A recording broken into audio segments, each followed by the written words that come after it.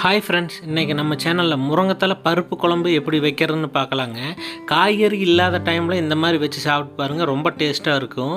வாங்க இது எப்படி செய்யறதுன்னு பார்க்கலாம். இதுக்கு என்ன பொருள் தேவைன்னு பார்க்கலாம். முருங்கைத்தலையை குச்சி இல்லாமல் உருவி எடுத்து வச்சுருக்குறேங்க. இதை சுத்தமாக கழுவி எடுத்து வச்சுக்குங்க. அதுக்கப்புறம் இது என்னென்ன பொருள் தேவைன்னு பார்ப்போம். பார்த்திங்கன்னா ஒரு 10 பல்லு பூண்டு எடுத்துருக்கிறேன், 1 டேபிள் ஸ்பூன் மிளகு எடுத்துருக்கிறேன், 1 டேபிள் ஸ்பூன் சீரகம் எடுத்துருக்குறேங்க, 3 வரமிளகாய் எடுத்துருக்கிறேன், ஒரு 6 பல்லு சின்ன வெங்காயம் எடுத்துருக்குறேங்க.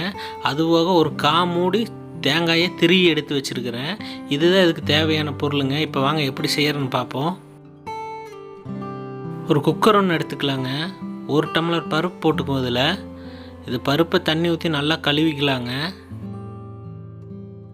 இப்போ பார்த்தீங்கன்னா தண்ணி ஊற்றி நல்லா கழுவி எடுத்தாச்சு. இதில் ஒரு சொம்பு தண்ணி ஆட் பண்ணியிருக்கிறேன். சீரகம் ஒரு அரை டேபிள் ஸ்பூன் ஆட் பண்ணிக்கலாங்க. மஞ்சத்தூள் ஒரு சின்ன ஸ்பூனில் அரை டேபிள் ஸ்பூன் ஆட் பண்ணிக்குவோம். தக்காளி ஒரு அரை பழம் எடுத்து சின்ன சின்ன பீஸாக கட் பண்ணி போட்டுக்கலாங்க. இதில்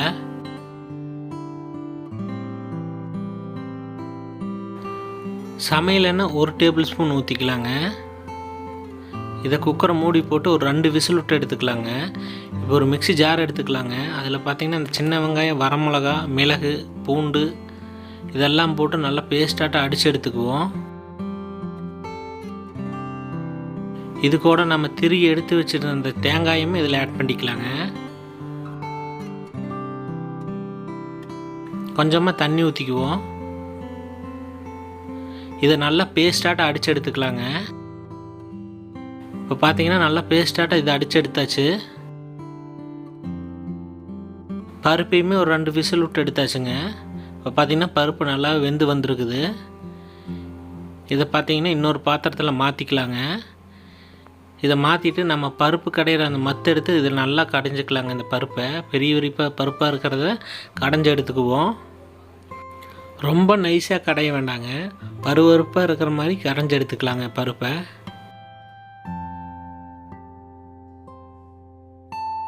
பார்த்திங்கன்னா இந்த பாத்திரத்துக்கு நல்லா கடைஞ்சி எடுத்துக்குங்க. இதை இன்னொரு பாத்திரத்தில் மாற்றிக்கலாங்க. இந்த பருப்பு கடைஞ்சதை இன்னொரு பாத்திரத்தில் ஊற்றிக்குவோம். அது கூட நம்ம அரைச்சி எடுத்து வச்சுருந்த பேஸ்ட்டை கொஞ்சம் தண்ணி ஊற்றி கலக்கி அதையுமே இதில் ஊற்றிக்கலாங்க. இன்னும் கொஞ்சம் தண்ணி ஊற்றி கலக்கி விட்டு அதையும் ஊற்றிக்குவோம். தண்ணி பார்த்திங்கன்னா 1 டம்ளர், பெரிய டம்ளரில் 1 டம்ளர் தண்ணி ஊற்றிக்கிறேன். இது கூட நம்ம கல்லுப்பு ஆட் பண்ணிக்கிறேங்க. நீங்கள் தூளுப்பு ஆட் பண்ணாலும் பரவாயில்ல, நான் கல்லுப்பு ஆட் பண்ணியிருக்கிறேன். இதை நல்லா கலக்கி விட்டு மூடி போட்டு மூடிடலாங்க. ஒரு 10 நிமிஷம் நல்லா கொதிக்கட்டும். பார்த்திங்கன்னா நல்லாவே கொதி வந்துருச்சு. இந்த டைமில் நல்லா கலக்கி விட்ருங்க.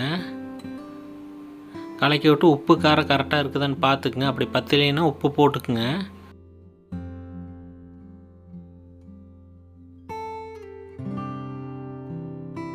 இந்த டைமில் நம்ம முருங்கைத்தலையை கழுவி எடுத்து வச்சுருந்த முருங்கைத்தலையை இதில் ஆட் பண்ணிக்கலாங்க. இந்த பருப்பில் முருங்கைத்தலையை நல்லா கழுவிக்கிங்க. அதில் பார்த்தீங்கன்னா மரத்துலேருந்து பிடுங்குறப்ப பூச்சி அது புழுவெல்லாம் இருக்குது. அதனால் நல்லா கழுவிட்டு இந்த பருப்பில் ஆட் பண்ணிக்கிங்க. ஆட் பண்ணிவிட்டு நல்லா கலரி விட்ருங்க. கலரி விட்டு ஒரு மூடி போட்டு மூடிடலாங்க. ஒரு 10 நிமிஷம் நல்லா வேகட்டும். இந்த முருங்கைத்தலை பச்சை வாசமெல்லாம் போகணும்.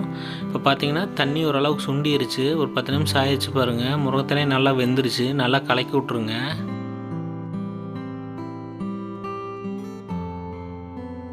இந்த டைமில் நம்ம அடுப்பை ஆஃப் பண்ணி இந்த முருங்கைத்தலையை இறக்கி வச்சுக்கலாங்க. முருங்கைத்தலை பருப்பை இறக்கி வச்சுருவோம். ஒரு வடைச்சட்டி ஒன்று அடுப்பில் வச்சுக்கோங்க. அதில் சமையல் எண்ணெய் ஊற்றிக்குங்க. எண்ணெய் நல்லா காஞ்சோன்னே கடுகு கொஞ்சம் ஆட் பண்ணிக்கலாங்க. கடுகு நல்லா பொரிஞ்சு வரட்டுங்க. பொரிஞ்சு வந்தோடனே சின்ன வெங்காயம் ஒரு 5 பல் எடுத்து தட்டி எடுத்து வச்சுருக்கிறேன். அதையுமே இதில் ஆட் பண்ணிக்குவோம். அதுபோக கருவேப்பிலை கொஞ்சங்க, அதையும் ஆட் பண்ணிவிட்டு இது நல்லா பச்சை வாசம் போகிற அளவுக்கு நல்லா வணக்கி விட்ருங்க.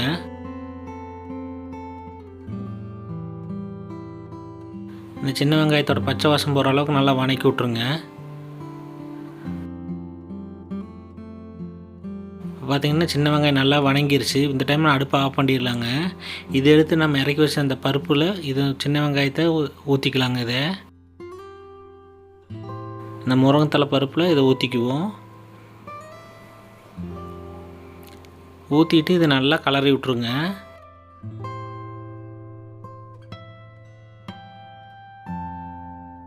இப்போ பார்த்தீங்கன்னா சுவையான முருங்கைத்தலை பருப்பு குழம்பு ரெடி ஆயிடுச்சுங்க. இது பார்த்தீங்கன்னா ரொம்ப ஈஸியாகவும் செஞ்சிடலாம், டேஸ்ட்டும் ரொம்ப நல்லா இருக்குங்க. காய்கறி இல்லாத டைமில் இந்த மாதிரி செஞ்சு சாப்பிட்டு பாருங்கள், ரொம்ப டேஸ்ட்டாக இருக்கும். வெறும் பருப்பு வச்சு சாப்பிட்டு போர் அடிச்சிருச்சுன்னா இந்த மாதிரி செஞ்சு பாருங்கள், கொஞ்சம் டிஃப்ரெண்ட்டாகவும் இருக்கும், டேஸ்ட்டும் நல்லா இருக்குங்க. இந்த வீடியோ பிடிச்சிருந்தா இந்த வீடியோக்கு ஒரு லைக் பண்ணிக்கோங்க. அப்படியே நம்ம சேனல் புதுசாக இருந்தால் நம்ம சேனலை சப்ஸ்கிரைப் பண்ணிக்கோங்க. அப்போனா தான் நான் வீடியோ போட்டாலும் உங்கள் செல்லுக்கு நோட்டிஃபிகேஷனாக வருங்க.